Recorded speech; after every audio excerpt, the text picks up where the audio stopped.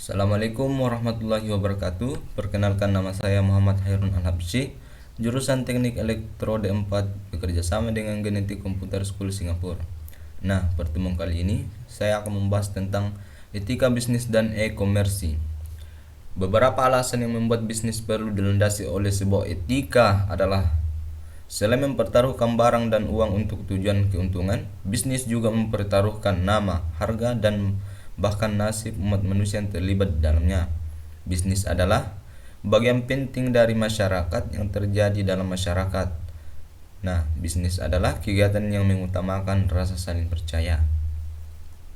Masuk ke poin A, cakupan etika bisnis.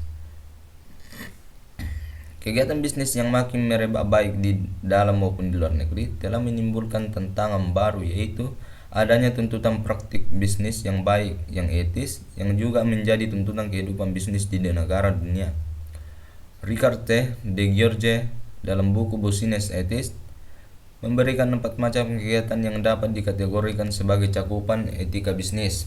Yang pertama, penerapan prinsip-prinsip etika umum pada praktik-praktik khusus dan bisnis. Kedua, etika bisnis tidak hanya menyangkut penerapan prinsip etika pada kegiatan bisnis, tetapi merupakan meta-etika yang juga menyoroti apakah perilaku dinilai etis atau tidak secara individu dapat diterapkan pada organisasi atau perusahaan bisnis. Yang ketiga, bidang penilaian etika bisnis menyangkut asumsi mengenai bisnis. Yang keempat, etika bisnis juga menyangkut bidang yang biasanya sudah meluas lebih dari sekedar etika, seperti dalam teori organisasi. Poin B, prinsip-prinsip etika bisnis. Nah, prinsip otonomi. Prinsip ini mengandung pengertian bahwa manusia dapat bertindak secara bebas berdasarkan kesadaran sendiri tentang apa yang dianggap baik, tetapi otonomi juga memerlukan adanya tanggung jawab. Lanjut ke prinsip kejujuran. Kejujuran adalah prinsip etika bisnis yang cukup penting karena menjamin kelanggengan sebuah kegiatan bisnis. Adapun contoh aspek kejujuran dalam kegiatan bisnis. Pertama, kejujuran dalam menjual atau menawarkan barang dengan harga yang sesuai dengan kualitas barang yang dijual atau ditawarkan tersebut. Kedua, kejujuran dalam kegiatan perusahaan menyangkut hubungan kerja antar pemimpin dengan pekerja. Yang ketiga, kejujuran dalam melakukan perjanjian-perjanjian bagi perjanjian kontrak, jual beli maupun perjanjian-perjanjian yang lain. Lanjut, prinsip berbuat baik dan tidak berbuat jahat. Berbuat baik atau benevensi dan berbuat jahat adalah non-malevensi, merupakan prinsip moral untuk bertindak baik kepada orang lain dalam segala bidang. Lanjut ke prinsip keadilan, merupakan prinsip yang menuntut bahwa dalam hubungan bisnis, seseorang memperlakukan orang lain sesuai haknya. Lanjut, prinsip hormat pada diri sendiri. Artinya, dengan prinsip menghargai diri sendiri bahwa melakukan hubungan bisnis, manusia memiliki kewajiban moral untuk melakukan dirinya sebagai pribadi yang memiliki nilai sama dengan pribadi yang lainnya.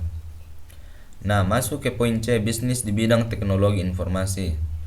Poin pertama, bisnis di bidang industri perangkat keras, bisnis di bidang rekayasa perangkat lunak, bisnis di bidang distribusi dan penjualan barang, bisnis di bidang pendidikan teknologi informasi, dan bisnis di bidang pemeliharaan teknologi informasi.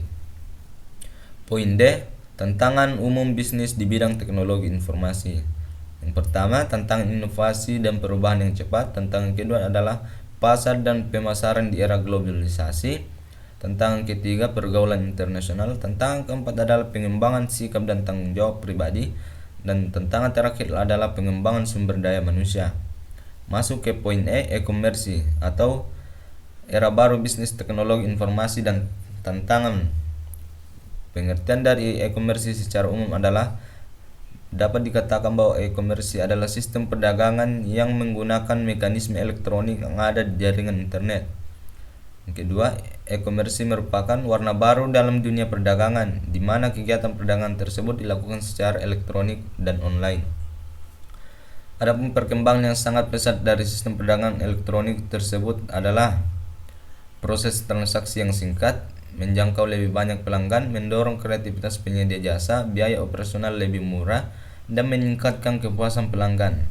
Permasalahan yang didapatkan pada e-komersi adalah prinsip yurisdiksi dalam transaksi, kontrak dalam transaksi elektronik, perlindungan konsumen, permasalahan pajak atau transaksi, pemalsuan tanda tangan digital F, model hukum perdagangan elektronik, pengakuan secara yuridis terhadap suatu data message, pengakuan tanda tangan digital, adanya pengakuan atas orisinilitas data message. Data message dapat memenuhi syarat pembuktian hukum atau admissibility dan evidential weight.